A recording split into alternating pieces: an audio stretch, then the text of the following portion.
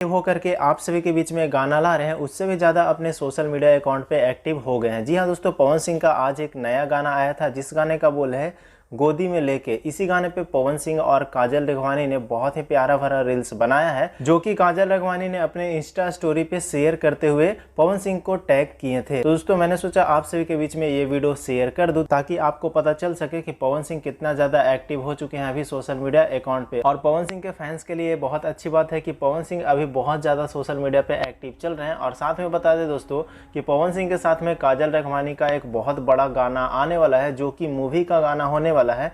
जियो मेरी जान का मूवी का शूटिंग अभी चल रहा है और इसी मूवी में पवन सिंह का गाना काजल रघवानी के साथ में आने वाला है, जो कि बहुत ही ब्लॉकबस्टर गाना होने वाला है। तो दोस्तों यही अपडेट था, तो मैंने सोचा आप सभी के बीच में शेयर कर दूं।